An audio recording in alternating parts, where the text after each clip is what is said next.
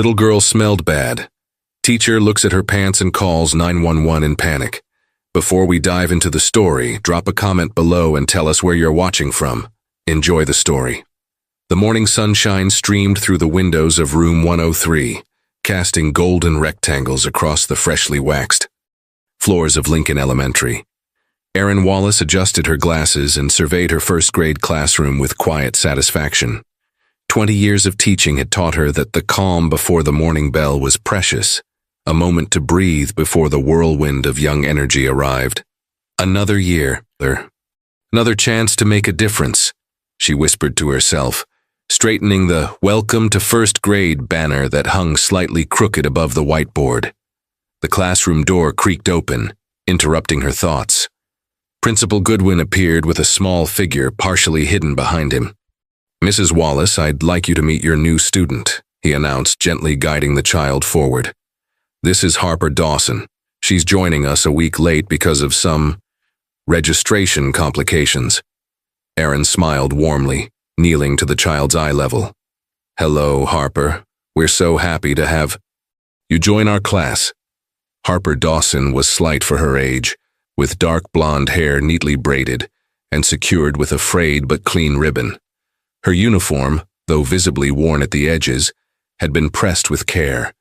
She clutched a battered backpack to her chest like a shield, her eyes remarkably blue and intelligent, fixed firmly on the floor.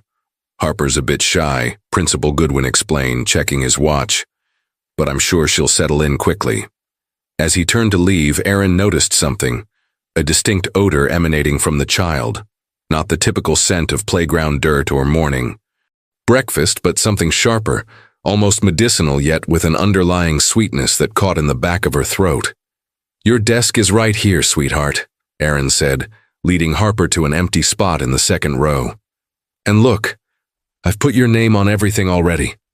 Harper nodded silently, sliding into her seat with practiced care, as if trying to disturb the air around her as little as possible. The morning bell rang, and within minutes, the classroom filled with chattering children, their voices rising like birds taking flight. Erin guided them through the morning routine, attendance, pledge, calendar, while keeping a watchful eye on Harper, who remained motionless, her posture perfect, her hands folded on her desk. During story time, the children gathered on the rainbow rug, but Harper hesitated, choosing a spot at the very edge, slightly apart from the group. When Timmy Peterson scooted closer to see the book illustrations, he suddenly wrinkled his nose and moved away. Erin pretended not to notice, but her teacher's intuition flickered with concern. At recess, while other children raced toward the playground, Harper remained on a bench near the wall, her lunchbox unopened beside her. Erin approached casually, noting how the girl's shoulders tensed as she drew near. "Not hungry, Harper?" "I'll eat later," she whispered, her first words of the day. "Mom says I should save some for later." By afternoon, Erin noticed several children covering their noses when near Harper's desk. During art time, Madison loudly asked to move tables because of a weird smell, causing Harper's cheeks to flame red while her eyes remained downcast. That evening, after the children had gone, Erin sat at her desk reviewing the day. Something about Harper Dawson lingered in her mind like an unfinished sentence. The careful braids, the meticulously maintained uniform, the intelligent eyes that seemed too old for a 6-year-old, and that smell, persistent despite Harper's clean appearance. Erin closed her planner, a decision forming. Tomorrow she would look more closely. Tomorrow she would begin to understand why those blue eyes held such shadows. What she couldn't know was how that decision would change not just Harper's life, but her own. The next morning, Erin arrived at school earlier than usual, carrying a small tote bag from home. She carefully arranged its contents: a spare child-sized sweater, clean socks, travel-sized toiletries, and individually wrapped snacks in her classroom's supply closet. 20 years of teaching had taught her to be prepared, and something about Harper Dawson's situation stirred her professional instincts. When the children filed in that morning, Harper was among the first to arrive, wearing the same carefully pressed uniform as the day before. The odor remained, perhaps even stronger. Erin noticed how Harper kept her distance from other students, her small shoulders hunched forward. Protectively. "Good morning, Harper," Erin said warmly. "I love how neatly you've done your hair today." A flicker of pride crossed the child's face. "My sister Riley does it for me every morning. She's 10 and knows how to make fancy braids." It was the longest sentence Harper had spoken, and Erin mentally noted the mention of an older sister. "She does beautiful work. Would you like to be my special helper during morning activities today?" Harper's blue eyes widened slightly before darting away. "I don't think the other kids would like that," she whispered. Before Erin could respond, the classroom filled with chattering children. Throughout the morning, she observed how Harper followed instructions meticulously, but volunteered nothing. When asked a direct question, she answered with perfect recall, but minimal words, as if conserving energy or avoiding attention. At lunchtime, Erin noticed Harper didn't join the line for the cafeteria.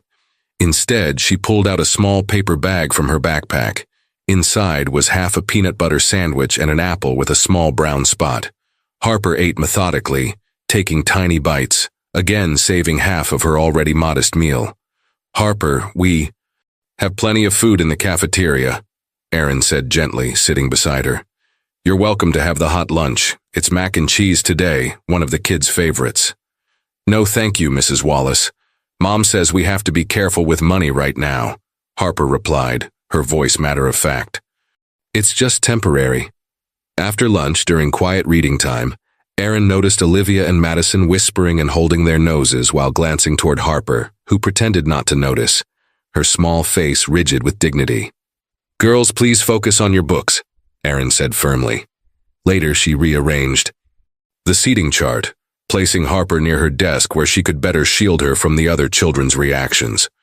During the afternoon art project, Harper created a drawing of what appeared to be a car filled with shapes that might have been people and boxes. When Erin commented on it, Harper quickly folded the paper and tucked it away. "It's just a picture for my mom," she said.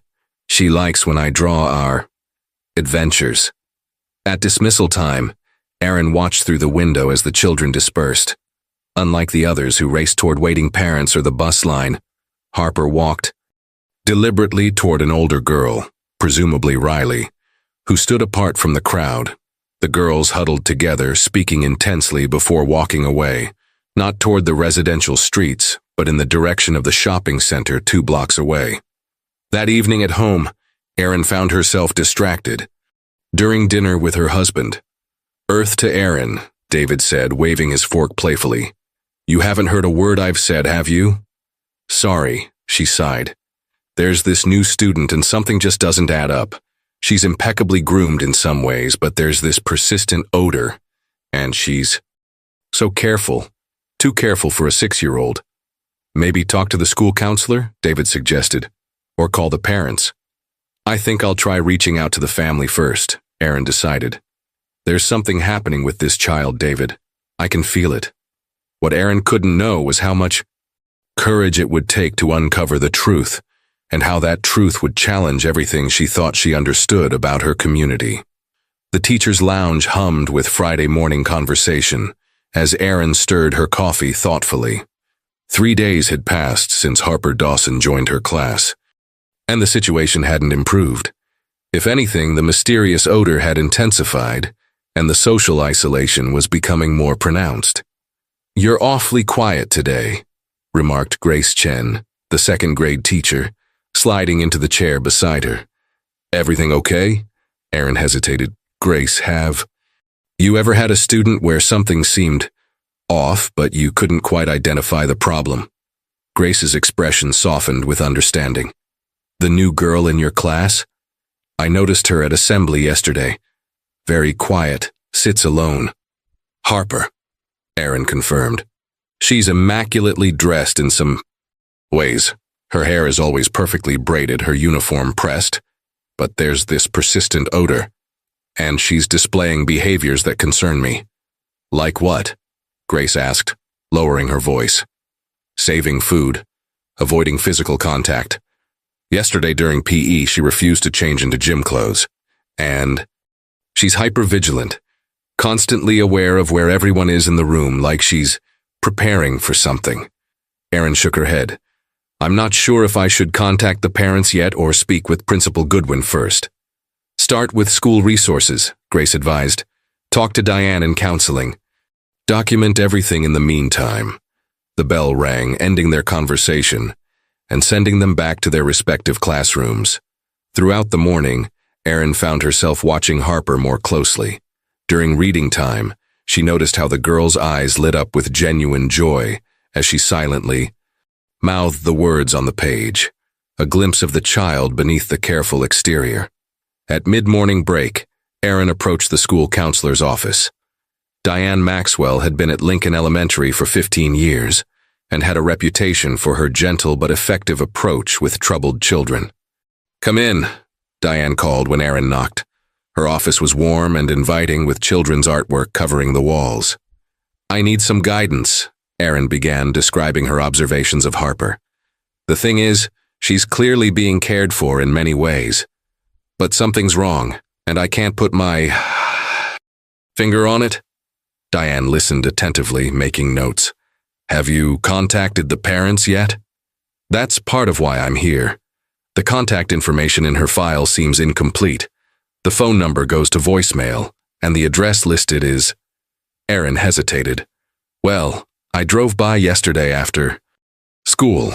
It's a rental office for an apartment complex, not an actual residence. Diane's brow furrowed.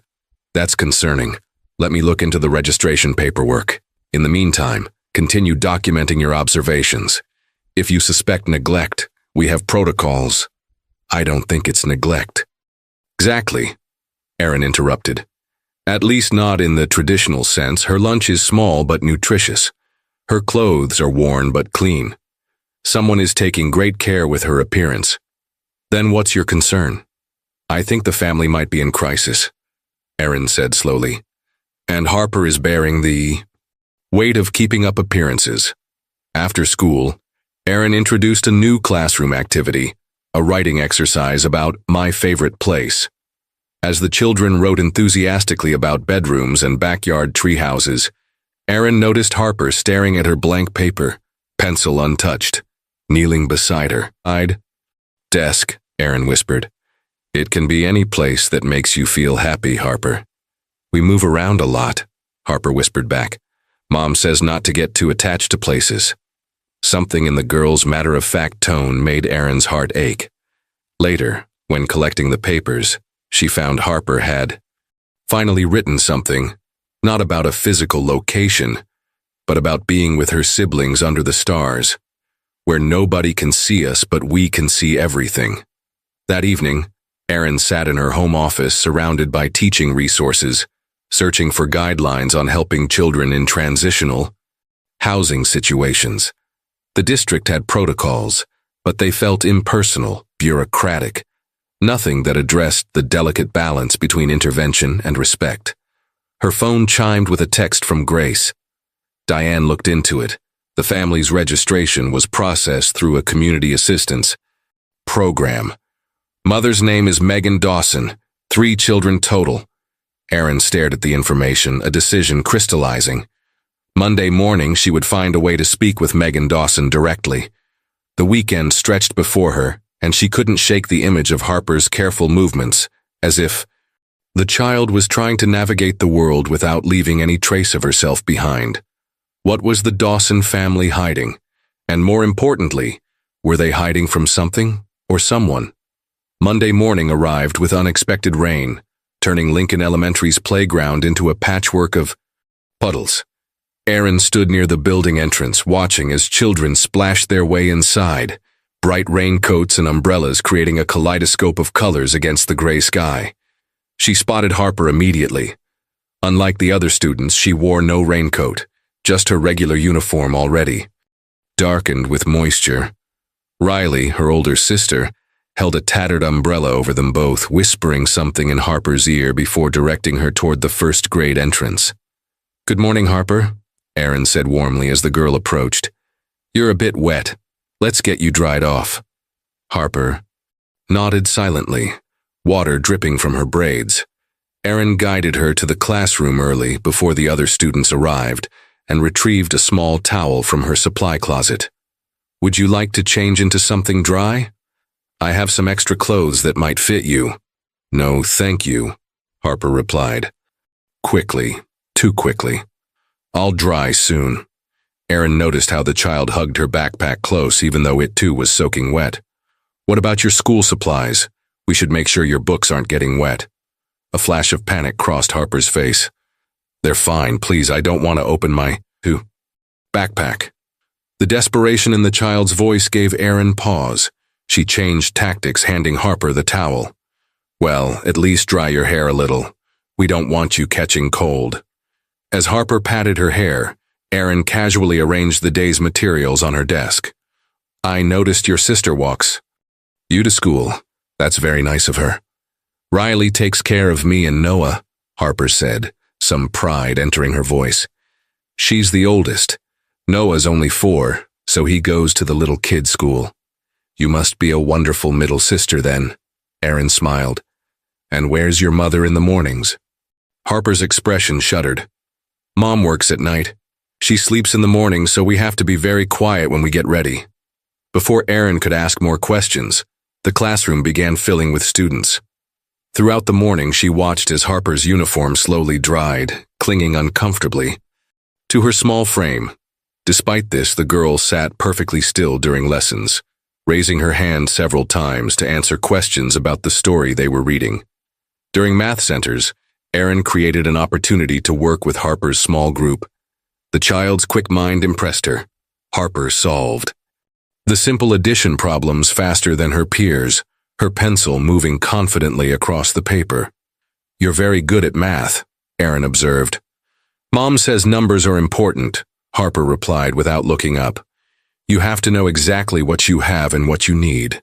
At lunchtime, Erin noticed. Harper seemed hungrier than usual, eyeing the hot lunch trays with longing.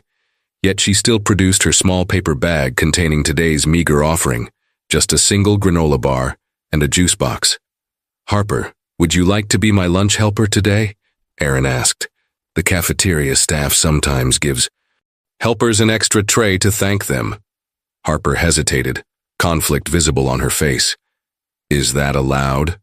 For everyone?" "Absolutely," Erin assured her. "All students can be helpers." Only after seeing another child receive a helper's tray did Harper finally agree. Erin watched with a mixture of satisfaction and concern as the girl carefully ate every bite of the hot meal, even saving her original granola bar, which disappeared into her backpack. The afternoon brought a playground incident that confirmed Erin's growing suspicions. During recess, the asphalt was still wet from the morning. Rain. Harper, trying to avoid a group of running children, slipped and fell hard on her knee. The fabric of her uniform tore, revealing a skinned knee that began to bleed. "Oh dear," Erin said, hurrying to help her up. "Let's get you to the nurse." "No!" Harper's reaction was immediate and intense. "No nurse, please, Mrs. Wallace, I'm fine." "Harper, you're bleeding. We need to clean it properly." "I can do it myself," the girl insisted, tears forming in her eyes. "Please don't make me go to the nurse. Mom says we shouldn't bother people with small problems." Recognizing genuine fear, Erin made a quick decision. "All right, let's clean it in the classroom bathroom instead." As she gently dabbed at the scrape with antiseptic wipes from her own first aid kit, Erin noticed something else. Harper was wearing multiple layers of underclothes, all looking worn and slightly gray despite attempts at hand washing. "You know," Erin said conversationally, applying a colorful bandage to the wound, "our school has a washing machine in the home economics room for the older students' cooking classes, but anyone can use it if they need to." Harper remained silent, but her eyes, those intelligent blue eyes, watched Erin carefully, calculating, considering. Later, as the children packed up for dismissal, Erin placed a sealed envelope on Harper's desk. "This is for your mother," she said gently. "Just some information about school resources. Would you make sure she gets it?" Harper nodded. Solemnly, tucking the envelope into her backpack with the care one might give a precious treasure. As Erin watched Harper and Riley walk away from the school that afternoon, she felt the weight of responsibility pressing on her shoulders. Something wasn't right with the Dawson family, and tomorrow, one way or another, she intended to find out what it was. The envelope Erin had given Harper remained unopened on her desk the next morning, returned in the same condition it had been sent home. The sight of it, pristine and unread, spoke volumes. "Harper, did your mom see the note I sent home?" Erin asked gently as the girl settled into her morning routine. Harper's eyes darted to the floor. She was sleeping when we got home, and then she had to go to work. The child's fingers twisted nervously in her lap. "I didn't want to bother her." Erin nodded, careful to keep her expression neutral. Despite the concern blooming in her chest, "I understand. Maybe we can try again today." Throughout the morning lessons, Erin found herself watching the clock. Harper seemed more withdrawn than usual, keeping her arms wrapped tightly around herself. The odor was particularly strong today, and Erin noticed several children wrinkling their noses when Harper passed. During silent reading time, Erin quietly approached Diane Maxwell's office for the second time that week. The counselor looked up from her paperwork with a knowing expression. "The Dawson girl again? I've tried reaching out to the mother," Erin explained, sinking into a chair. "No response. The phone number goes straight to voicemail. The address is clearly not accurate. And this morning, Harper returned my note unopened." Diane's expression grew serious. "What exactly are you concerned about, Erin? Because if you're suggesting formal intervention—" "I don't know what I'm suggesting," Erin admitted. "The signs are contradictory. Harper is clearly being cared for in some ways. Her hair is always neatly done, her homework completed. But there's the persistent hygiene issue, the food hoarding, her reluctance to change clothes or visit the nurse. Sounds like a family in crisis," Diane observed. "Have you documented everything?" Erin produced a small notebook from her pocket. "Every observation, every conversation, every inconsistency." She hesitated. "There's something else. Yesterday, when Harper fell on the playground, I noticed she's wearing multiple layers of clothes, and she mentioned they move around a lot." Diane frowned. "You think they might be homeless? Or in transitional housing? Or staying with relatives in a crowded situation? I don't know, but something's not right. You need to follow protocol," Diane said firmly. "If you suspect neglect—" "It's not neglect," Erin interrupted. "At least not intentional neglect. This mother is trying, Diane. I can see it in how clean Harper's hair is, how her homework is always perfect. Even so, we have procedures. Procedures that might separate the family, send Harper and her siblings into the system." Erin shook her head. "There has to be another way to help them." Back in the classroom, Erin watched as Harper meticulously completed her math worksheet, her pencil gripped tightly in small fingers. The child's resilience was remarkable. Despite whatever was happening in her home life, she remained focused, determined to excel. During lunch, Erin made a decision. Instead of eating in the teacher's lounge, she sat beside Harper at the cafeteria table. "I thought we could have lunch together today," she said cheerfully, ignoring the looks from other children. Harper seemed surprised but didn't object. As they ate, Harper with her usual half sandwich and Erin with her salad, the teacher kept the conversation light, asking about books and favorite subjects. "I like science," Harper offered tentatively, "and math." "Why?" "Those subjects?" The girl considered this seriously. "Because there's always a right answer. It's not like other things." As the day progressed, Erin found herself increasingly torn between professional duty and human compassion. The district protocols were clear about reporting suspected neglect, but her instincts told her there was more to the Dawson family story than could be captured in a formal report. That evening, after the students had gone, Erin sat alone in her classroom staring at her phone. The school district's family services number was displayed on the screen, her finger hovering over the call button. Instead, she scrolled to a different contact, Mark Ramirez, a former student who now worked for a community outreach program helping families in crisis. If anyone would know how to navigate this delicate situation, it would be Mark. As she dialed, Erin gazed at Harper's empty desk. The protocol-following teacher in her knew what should be done. The human being in her wasn't so sure. Her thoughts were interrupted by Mark's voice on the line. "Erin, great to hear from you. What can I do for my favorite teacher?" "Mark, I need advice about helping a family." Without making their situation worse, she began. "Hypothetically speaking, if you suspected a student was experiencing housing insecurity," the conversation that followed would change not only Harper's life, but Erin's understanding of the invisible struggles happening right before her eyes in her own community. What she couldn't know was that tomorrow would force her hand in ways she couldn't anticipate and bring her face to face with the truth about the Dawson family. Wednesday morning arrived with a thunderstorm that rattled the windows of Lincoln Elementary. Erin arrived early, armed, with the information Mark Ramirez had provided the night before. The community outreach worker had been clear: approach with empathy, offer concrete resources, and above all, preserve the family's dignity. "Remember," he'd told her, "pride is often the only possession people can't afford to lose." Erin had just finished arranging a small basket in her supply closet, filled with travel-sized toiletries, clean socks, and granola bars, when she heard a soft knock at her classroom door.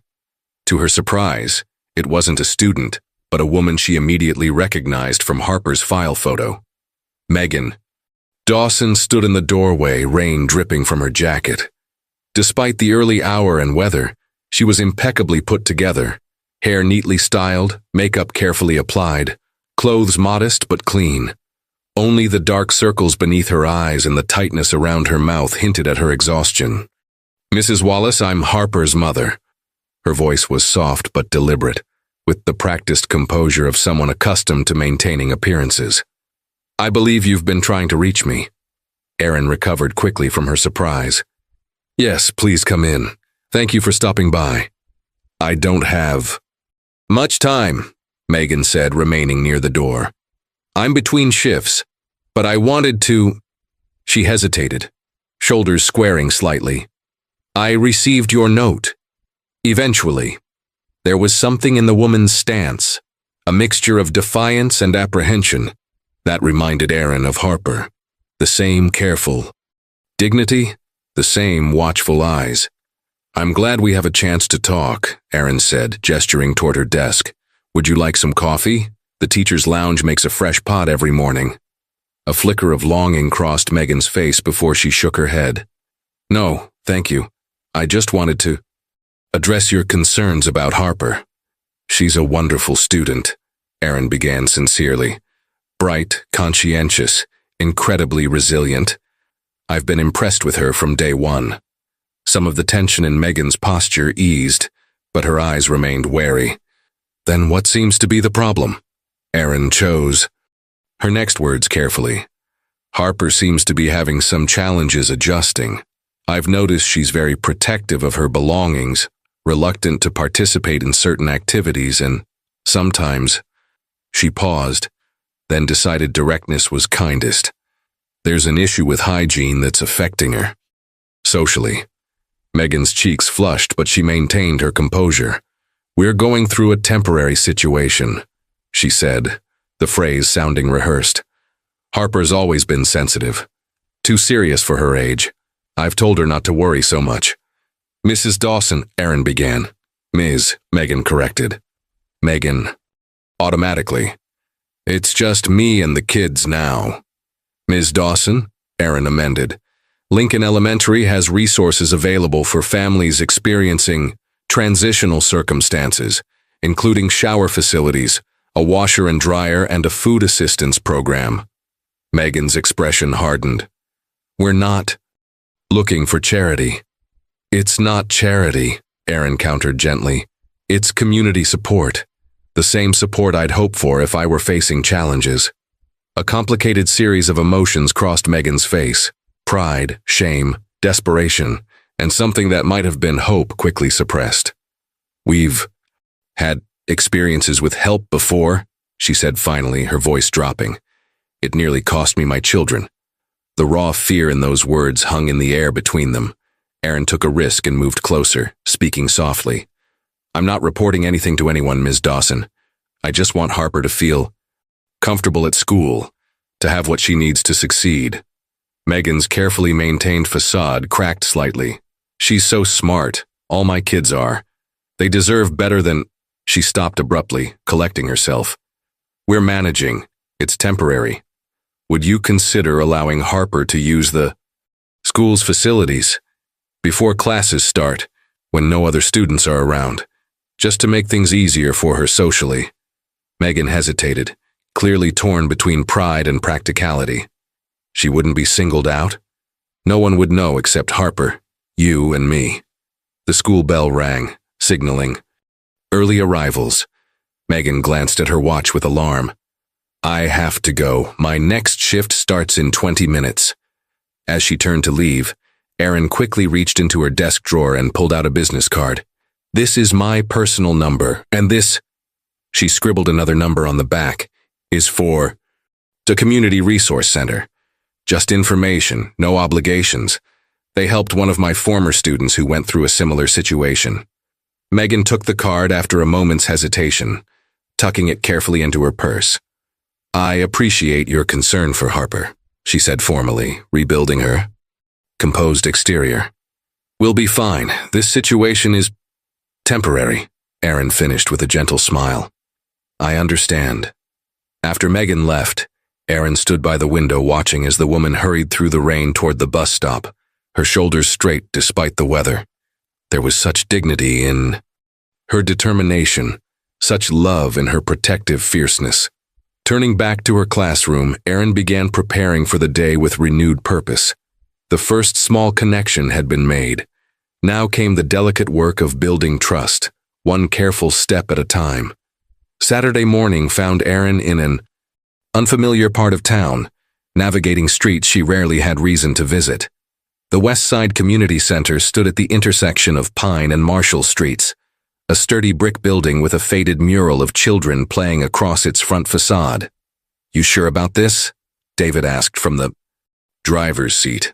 Her husband had insisted on accompanying her, concerned about her growing involvement with the Dawson family. "I'm just gathering information," Erin assured him, though they both knew it was more than that. "Mark said this center helps families in transitional situations. If the Dawsons won't come to the school resources, maybe I can bring resources to them." Inside, the community center hummed with weekend activity. A clothing exchange occupied one corner, while volunteers served breakfast in another. Erin approached the reception desk where a gray-haired woman was organizing pamphlets. "Good morning. I'm looking for Sandra Torres. Mark Ramirez suggested I speak with her." The woman smiled warmly. "You must be the teacher he mentioned. Sandra's in the Family Services office, down that hall, second door on the right." Sandra Torres proved to be a formidable presence despite her small stature. A woman in her 50s with keen eyes and a no-nonsense demeanor that softened when Erin explained her concerns about Harper. "Unfortunately, your student's situation isn't unique," Sandra sighed, gesturing for Erin to sit. "The housing crisis has pushed more families into cars, shelters, or overcrowded shared spaces. Many are working parents who've experienced a setback, medical bills, job loss, divorce." The mother mentioned they've had negative experiences with help before, Erin said. She seemed afraid of losing her children. Sandra nodded. Grimly, "It happens. The system sometimes separates families when housing is deemed inadequate, even when there's no abuse or intentional neglect. It's why many families avoid seeking assistance until they're desperate." "How can I help without making things worse?" Erin asked, the weight of responsibility heavy in her chest. Sandra handed her a folder of resources. "Start small, build trust. These are services that don't require extensive personal information or home visits." As they discussed options, the center's doors opened to admit a new group of weekend visitors. Erin glanced up. Automatically, and froze. Across the room, by the clothing exchange, stood a familiar figure, Riley Dawson, Harper's older sister, carefully sorting through a bin of children's clothes. Beside her was a small boy who could only be Noah, the youngest Dawson sibling. "Sandra," Aaron whispered. "That's them. Harper's family." The social worker followed her gaze. "The Dawsons come in most Saturdays. Megan usually drops the older children off while she works an extra shift." Aaron watched as Riley efficiently selected clothes, holding them up to gauge their size against her little brother. The girls' movements were practiced, methodical, a child performing an adult's task with well-worn competence. "Should I approach them?" Aaron asked uncertainly.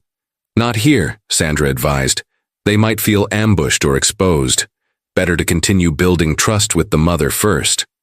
Aaron nodded, but as she turned to leave, Noah spotted her, tugging at Riley's sleeve and pointing. Riley looked up, her expression shifting from surprise to wariness as she recognized her sister's teacher. There was no avoiding the encounter now. Aaron approached slowly, smiling in what she hoped was a reassuring manner. "Hello, Riley. It's nice to finally meet you. Harper's told me what a good big sister you are." Riley stood protectively in front of Noah, her chin lifted in a gesture remarkably similar to her mother's. "Are you following us?" The directness of the question reflected a child who had learned to be suspicious of adult interest. "Not at all," Aaron assured her. "I'm here learning about community resources. I volunteer sometimes." The small lie felt justified under the circumstances. Riley's eyes narrowed, unconvinced. "Does my mom know you're here?" "I haven't spoken with her today," Aaron answered truthfully. "How are you enjoying middle school?" The abrupt change of subject caught Riley off guard. "It's fine," she said cautiously. "The math is easy. Harper mentioned you're good with numbers too." Aaron smiled at Noah, who was half hidden behind his sister. "And this must be Noah. Harper talks about you both all the time." Riley's posture remained defensive, but something in her expression softened slightly. "We should go. We're meeting Mom at 12:30. "Of course," Aaron said, stepping back to give them space. "It was nice meeting you both." As the children hurried away, Aaron noticed Riley carefully folding their selected clothes into a tattered backpack, the same methodical care Harper showed with her few possessions. Sandra appeared at her elbow, watching the children with knowing eyes. "3 children, 1 working mother, no fixed address," she said quietly. "But look at how those kids carry themselves. Clean, well-behaved, protective of each other. That's a mother doing her absolute best in impossible circumstances." On the drive home, Aaron sat silently, processing what she'd learned. The Dawson children weren't just facing material hardship. They were carrying adult responsibilities, navigating a world of scarcity with remarkable resilience. "You can't save everyone, Aaron," David said gently, reading her thoughts. "No," she agreed, watching the neighborhoods change as they drove from the struggling west side toward their comfortable suburb. "But maybe I can help this one family." What she couldn't know was how deeply the Dawsons' struggle would soon intertwine with her own life, and how it would transform her understanding of what it meant to be truly seen in a world determined not to look. Monday morning arrived with a sense of anticipation. Aaron had spent Sunday preparing, creating what she called a classroom comfort station in the supply closet, a discreet area with hygiene items, clean clothes in various sizes, and healthy snacks. She'd labeled everything as classroom emergency supplies to ensure no student would feel singled out for using them. Her first victory came early. At 7:15 a.m., 45 minutes before the first bell, a tentative knock sounded at her classroom door. Aaron opened it to find Megan Dawson standing there with Harper, both looking nervous but determined. "Good morning," Aaron said warmly, as if early arrivals were completely normal. "Please come in," Megan spoke in a low voice. "You mentioned something about facilities before other students arrive?" Aaron nodded, keeping her expression professionally neutral despite the leap of hope in her chest. "Absolutely. We have everything. prepared. She led them to the small staff bathroom connected to her classroom, where she'd already placed a fresh towel, soap, and shampoo. Take all the time you need. I'll be arranging today's materials if you have any questions. The relief on Megan's face was palpable. Thank you, she whispered. We'll be quick. 20 minutes later, Harper emerged with damp hair neatly braided by her mother, wearing the same uniform but with a noticeably fresher appearance. The persistent odor had diminished significantly. Megan followed, looking both grateful and uncomfortable with accepting. Help? There's a small laundry room adjacent to the home economics classroom, Erin mentioned casually. If you ever need to freshen up uniforms during the week, it's available before and after school hours. Many of our teachers use it. Megan hesitated. I wouldn't want to impose. It's not an position, Erin assured her. The machines would be running anyway. Lincoln Elementary believes in making all our resources accessible to our school community. Something in Megan's expression suggested she wasn't accustomed to kindness without strings attached. We should go, she said finally. I need to get Noah to preschool. As they turned to leave, Erin added, Harper is welcome to arrive early any day. I'm always here by 7:15. The second victory came during morning circle time. For the first time since joining the class, Harper chose a spot next to another student rather than sitting apart. The change didn't go unnoticed by Erin, who caught the girl's eye and offered a subtle smile of encouragement.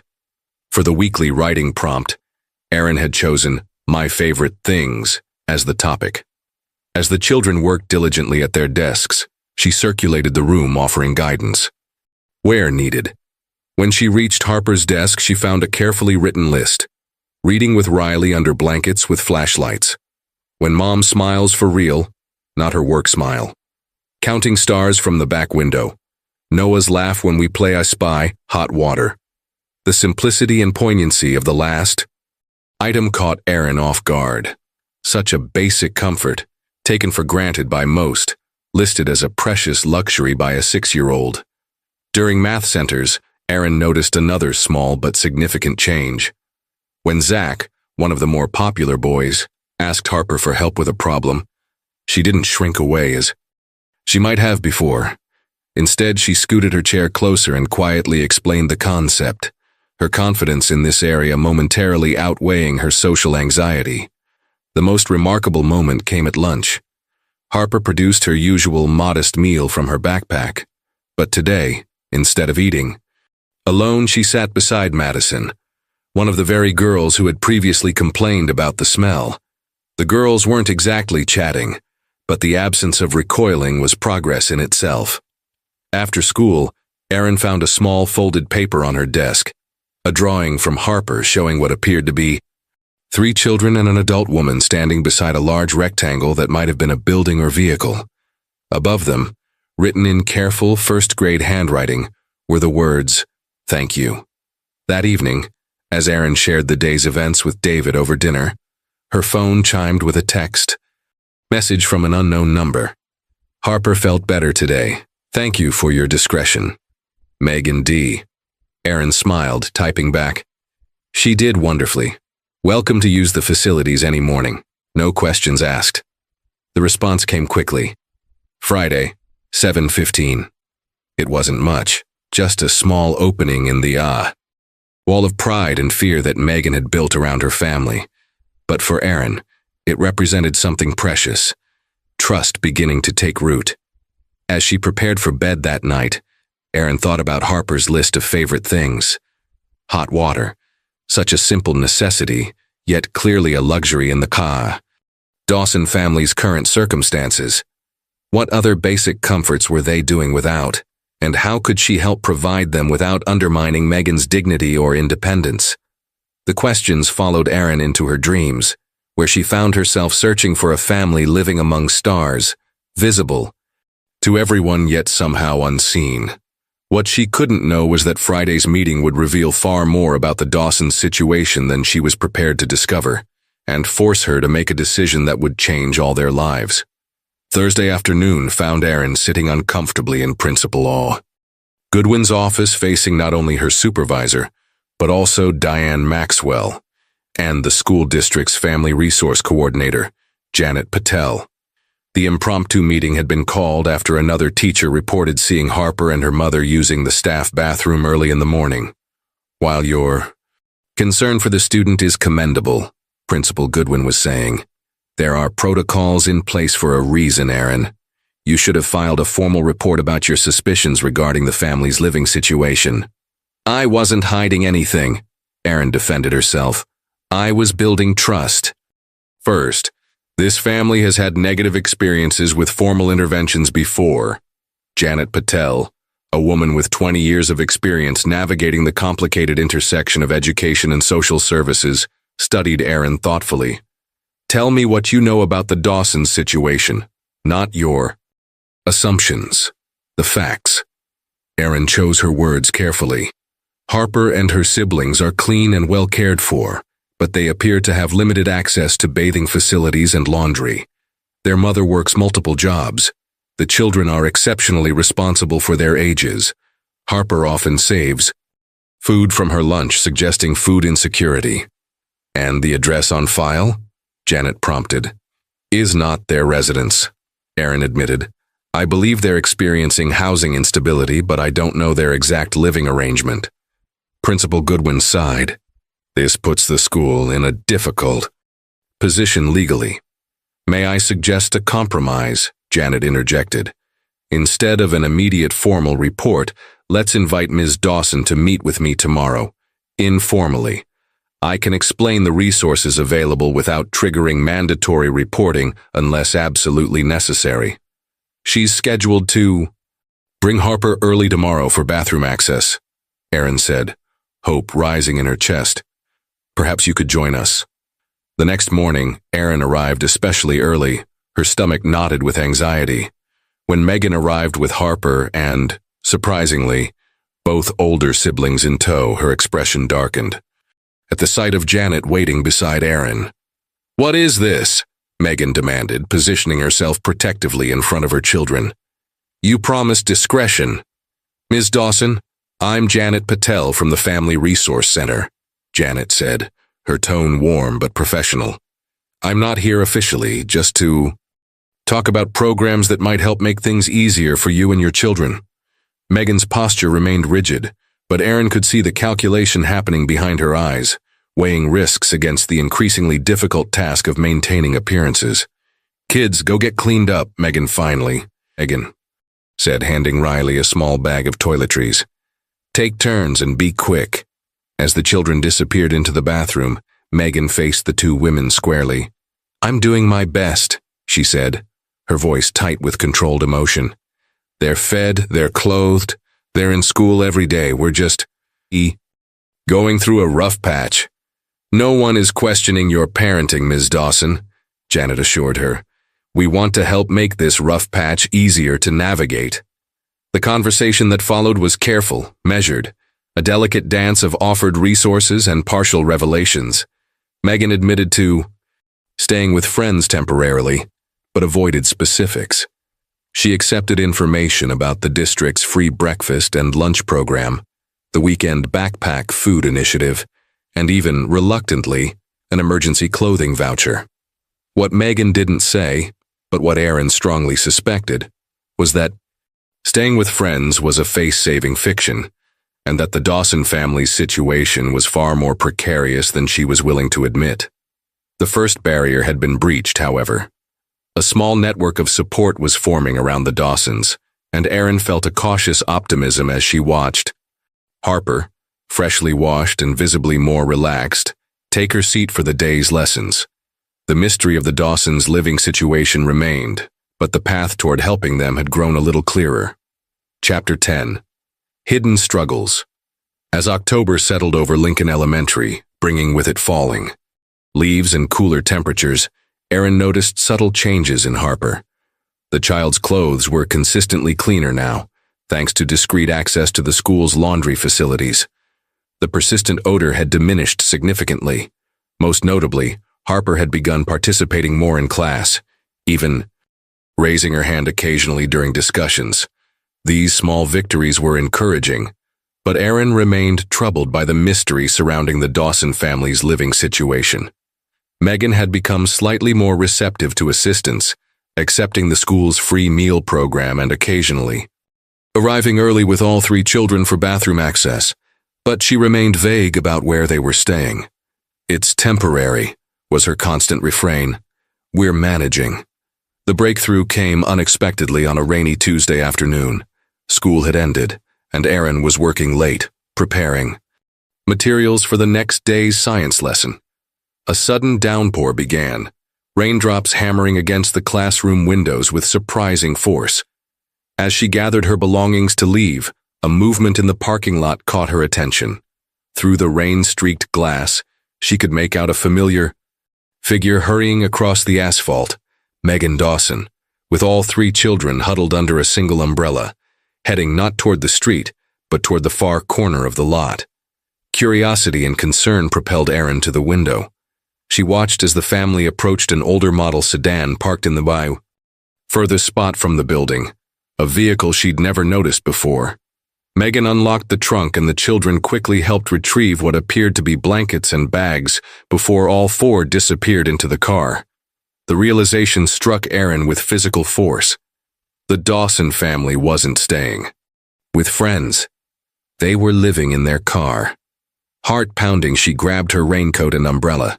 By the time she reached the parking lot, the rain had intensified, drumming against her umbrella as she approached the sedan. Through the fogged windows, she could see shapes moving inside. The family, settling into what was clearly a practiced routine. Erin hesitated, suddenly aware of the intrusion she was about to commit. This wasn't a classroom or a scheduled meeting. This was the family's private space, however inadequate, their last refuge of dignity. As she stood uncertain in the rain, the passenger window rolled down a few inches, revealing Megan's face, a mixture of defiance and resignation in her eyes. "I suppose this answers your questions," she said quietly. "May I speak with you?" Erin asked, rain dripping from her umbrella. "Please." After a moment's consideration, Megan nodded. Toward the school building. "Kids, stay here, lock the doors, I'll be right back." Inside Erin's classroom, Megan stood with her arms crossed, water dripping from her jacket onto the linoleum floor. The careful facade she'd maintained for weeks had cracked, revealing the exhaustion beneath. "It's not what you think," she began defensively. "It's just until our apartment is ready. The waiting list for affordable housing."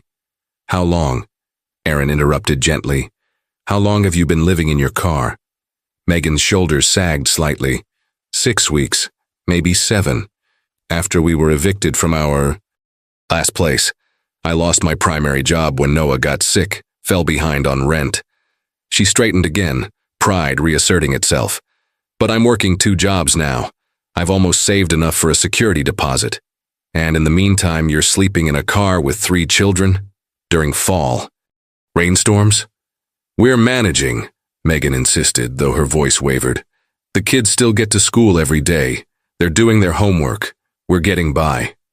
Erin took a deep breath, choosing her next words carefully. She could see now why Harper had been so protective of her few possessions. Why she saved food. Why the smell had been so persistent despite her mother's obvious efforts to keep her clean. "Megan," she said softly, using the woman's first name for the first time. "Let me help. Not as a teacher, not as a mandatory reporter. As another mother who can't bear the thought of children sleeping in a car when there are other options." The proud woman's eyes filled with tears that she quickly blinked away. "What options? Shelters that would separate me from Riley because she's too old for the women's section? Foster care that would split up my children? I've been through the system, Mrs. Wallace. Sometimes, difficult as it is, this is the better choice." As the rain continued to fall outside, the 2 women stood facing each other, one desperate to help, the other desperate to maintain what little control she had left over her family's fate. What neither of them could know was that the storm outside was about to be matched by one within the school itself, one that would force both women to make impossible choices in the days ahead. Absolutely not. Principal Goodwin's voice was firm as he faced Aaron across his desk the following morning. I sympathize with the Dawson family situation, but what you're proposing violates district policy on multiple levels. Aaron had arrived early, determined to advocate for her improvised solution, allowing the Dawson family temporary use of the school's multi-purpose room after hours until more permanent housing could be arranged. It's just for a few weeks, she pressed. The room isn't used after 5 p.m. and the custodial staff already stays until 9. They'd have access to bathrooms, kitchen facilities. And if something happened? If someone was injured on school property during unauthorized use? The principal shook his head. The liability alone would be catastrophic. Not to mention, once word got out, we'd have dozens of families in similar situations requesting the same accommodation. Janet Patel, who had joined the meeting at Aaron's request, interjected. There are designated shelters for families experiencing homelessness, which are full, Aaron countered. I called all 3 last night. The earliest opening is 3 weeks away, and even then, as Megan feared, they would separate the family because of Riley's age. Principal Goodwin sighed, his expression softening slightly. I understand your concern, Aaron, but my hands are tied by district regulations. What I can do is expedite a formal referral to social services. That's exactly what Megan is afraid of, Aaron interrupted. She's terrified they'll take her children because of their living situation. The goal of family services isn't to separate families, Janet explained patiently. It's to provide support and resources. In theory, Aaron agreed, but Megan has previous experience that suggests otherwise. The meeting ended in an impasse, with Principal Goodwin insisting on following proper protocols, and Aaron reluctantly agreeing to discuss options with Megan before any formal reports were filed. As she walked back to her classroom, Aaron was stopped by Grace Chen, who had overheard parts of the conversation. I couldn't help overhearing, Grace said quietly. This is about Harper's family, isn't it? Aaron nodded, too frustrated to deny it. My sister works for the Community Housing Coalition, Grace offered. They sometimes have emergency options that don't go through the standard system. Let me make a call. By lunchtime, Aaron found herself navigating a labyrinth of phone calls and referrals, each seeming to lead to another dead end. The Housing Coalition had emergency funds but a 6-week waiting list. The church shelter program was full until November. The county assistance office could offer food stamps and medical cards, but no immediate housing solutions. During her planning period, Aaron reached out to Mark Ramirez again. There must be something we're missing, she said desperately. The system isn't designed for immediate solutions, Mark replied, his voice heavy with the weight of experience. It's built on paperwork, waiting periods, and verification processes. But a family is sleeping in their car tonight, Aaron protested. 3 children, Mark, while we shuffle papers. His silence acknowledged the brutal truth of her words. After school, Aaron waited for Harper, hoping to pass a note to Megan about the resources she'd managed to identify, limited though they were. But when dismissal came, Harper was nowhere to be found. The attendance office confirmed she'd been present all day, but had been picked up early by her mother. An uneasy feeling settled in Aaron's stomach. Had Megan, spooked by the discovery of their living situation, decided to disappear? It wouldn't be the first time a family in crisis chose flight over navigating an intimidating system. As she drove home that evening, Aaron took a detour past the school parking lot. The Dawsons' car was gone. That night, sleep eluded her. Images of Harper, serious-eyed, resilient Harper, haunted her thoughts. Where was the child sleeping tonight? Had Aaron's intervention made things better or worse? The question that troubled her most was one she couldn't answer. In trying to help, had she instead driven away the very family she was determined to protect? Morning would bring answers, but not the ones Aaron was prepared to face. The system designed to help vulnerable families was about to reveal both its power and its limitations in ways that would test everyone involved. Harper's empty desk loomed large in Aaron's classroom the following morning. Each passing hour without the child's arrival deepened her Concern. A silent reproach that seemed to whisper, "You pushed too hard. You scared them away." During her lunch break, Erin made a desperate call to the number Megan had provided, but it went straight to voicemail. She left a message, trying to sound calm. "This is Erin Wallace. I'm just checking in. About Harper. Please call me when you can." As the afternoon classes progressed, Erin struggled to maintain her focus, her thoughts repeatedly returning to the Dawson family. Where had they gone? Were they safe? The answer arrived just as school was ending, in the form of a text message. "We're at Westside Community Center.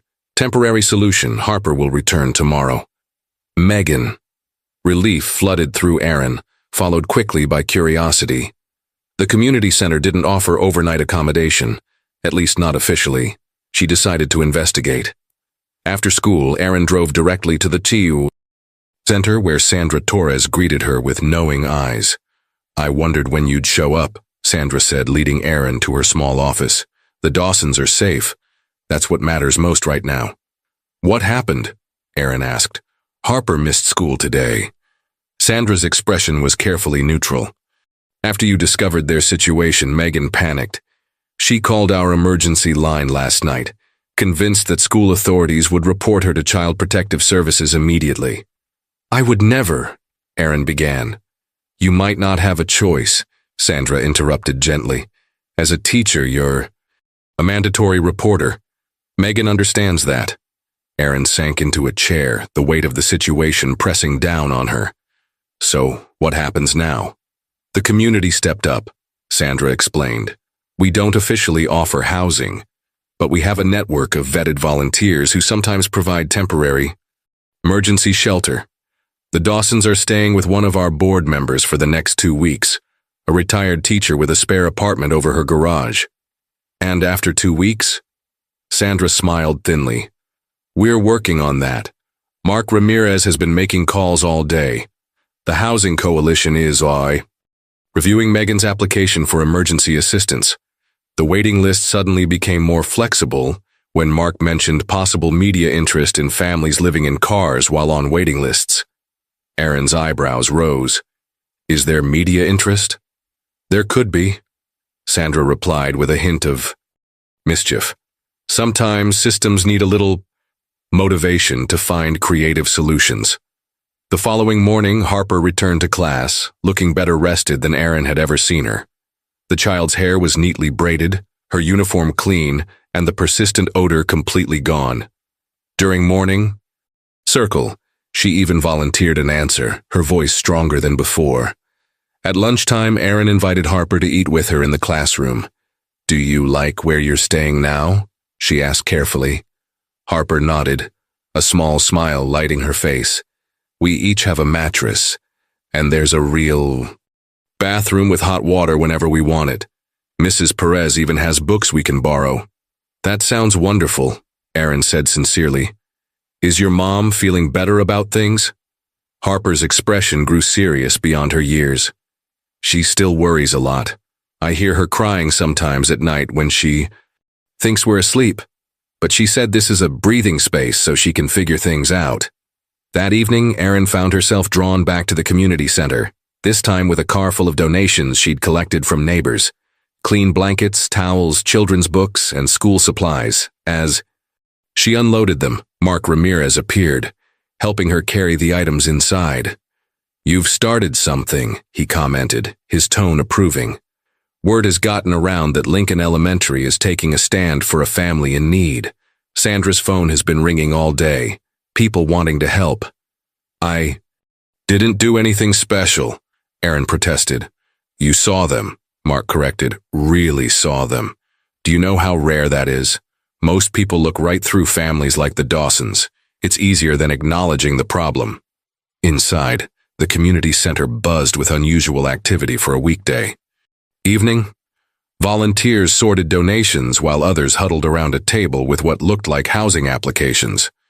In one corner, a local doctor spoke quietly with Sandra, offering weekly health checkups for families in transition. Sandra approached Erin with a tired smile. "You're nothing. Special has turned into something quite remarkable," she said. Sometimes all it takes is one person refusing to look away to wake up an entire community. As Erin helped organize the donated items, she reflected on Sandra's words. She hadn't set out to start a movement, she'd simply wanted to help. One child feels safe and clean at school. Yet somehow that small act of seeing had rippled outward, touching others who had perhaps been waiting for permission to care. What none of them could know was that the greatest challenge still lay ahead, one that would test not only Megan's strength and Erin's commitment, but the community's newfound awareness of the invisible struggles happening in their midst. 2 weeks passed like a gentle exhale.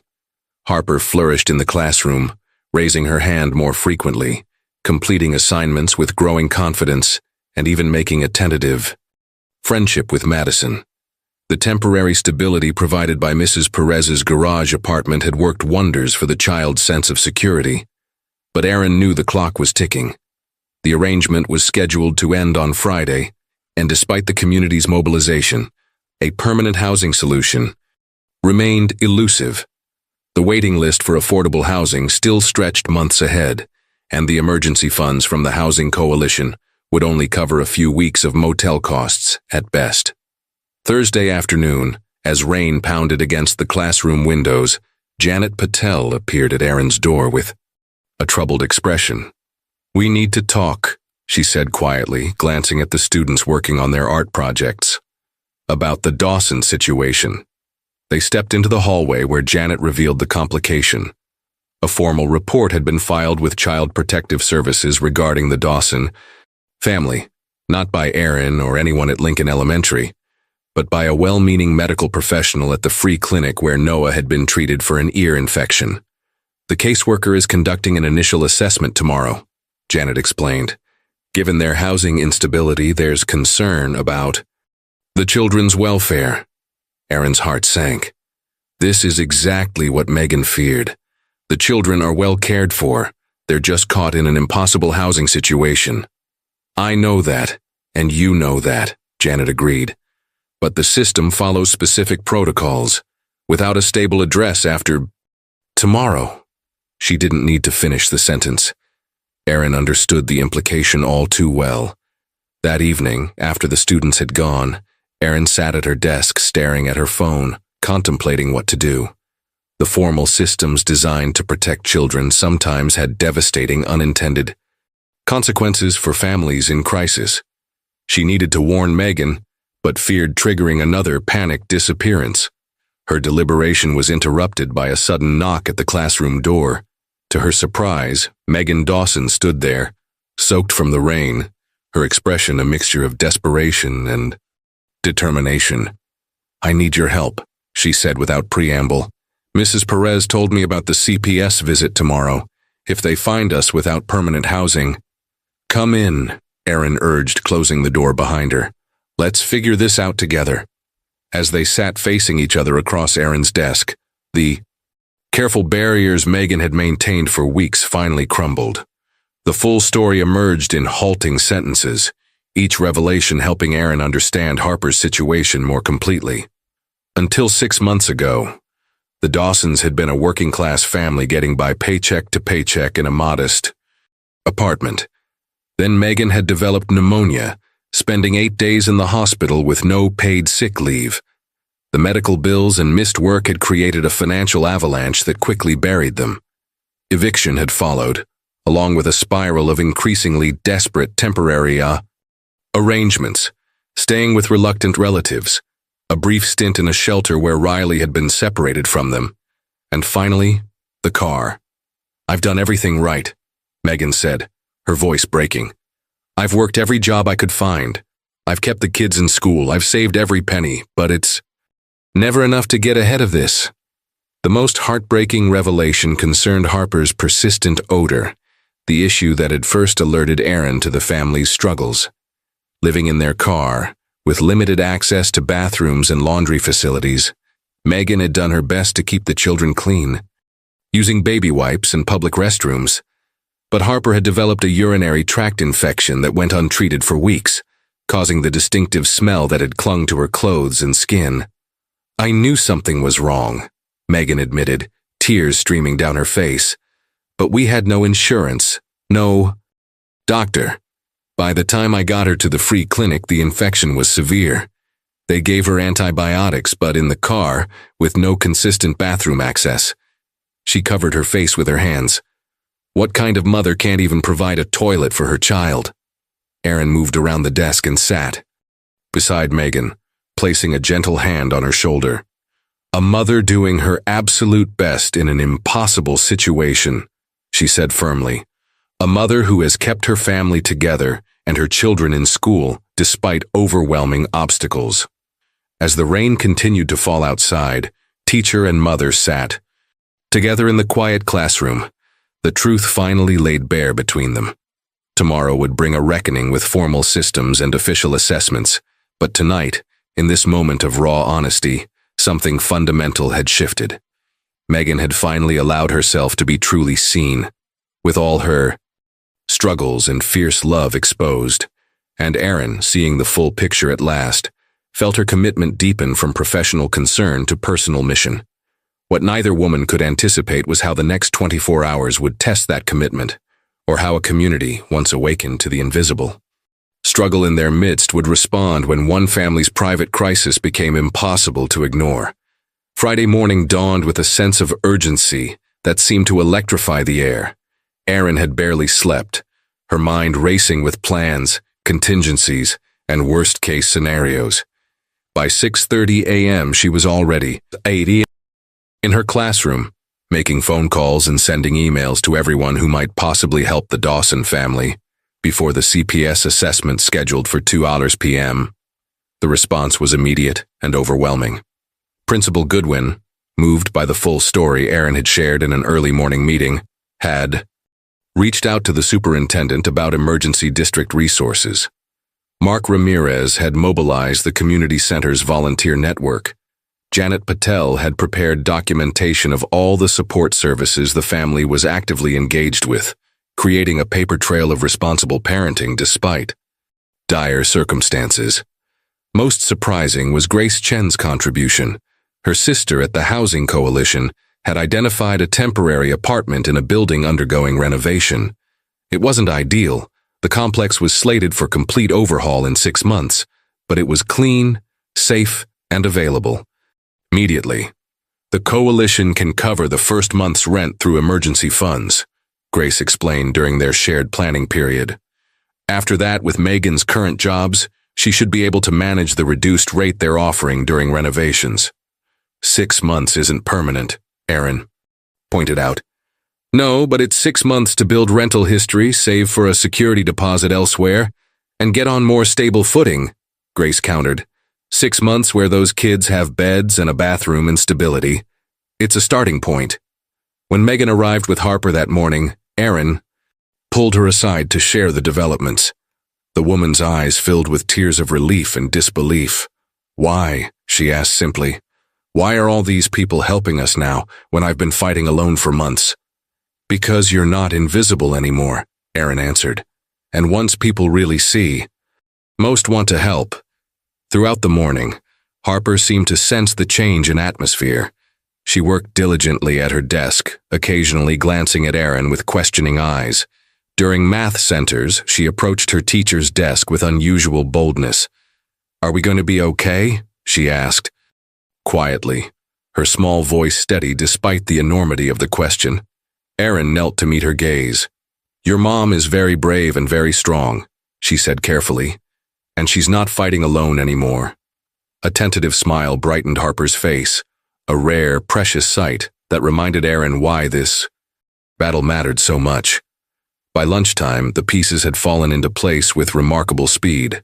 The Housing Coalition had processed emergency paperwork, the apartment keys were secured, and a small army of volunteers from the community center stood ready to help the Dawsons move in that afternoon, just before the CPS visit. Principal Goodwin, in an unprecedented move, granted Erin permission to leave school early to assist with the transition. Document everything, he advised. Make sure the caseworker sees a family being supported by their community, not a family in crisis. The final bell rang.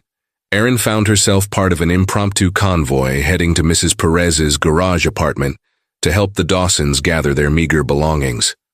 The community's response had transformed a potential tragedy into something unexpected, a demonstration of collective care that transcended bureaucratic limitations.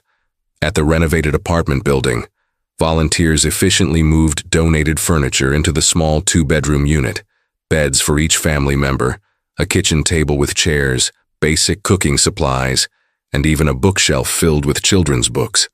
Riley, Noah, and Harper explored the space with wide-eyed wonder, opening cupboards and testing light switches as if they couldn't quite believe they were allowed to touch everything. "It has a bathtub," Harper whispered to Aaron, her blue eyes shining. "A real one, not just a sink." When the CPS caseworker arrived, precisely at 2 p.m., she found not a family in desperate circumstances, but a community in action. Janet Patel professionally presented the documentation of services and support, while Mark Ramirez explained the 6-month housing arrangement and ongoing assistance plan. Megan, standing in the center of the small living room with dignified composure, answered the caseworker's questions honestly but confidently. A mother who had done everything humanly possible to care for her children through impossible circumstances. As the assessment concluded with a favorable preliminary determination, Aaron watched the tension finally leave Megan's shoulders. The immediate crisis had passed, but the experience had revealed something profound about their community, both its failures and its capacity for redemption. What began as one teacher noticing one child's struggle had expanded into something larger, an awakening to the hidden struggles of families all around them, and a recognition that systems alone couldn't solve complex problems without human connection and community involvement.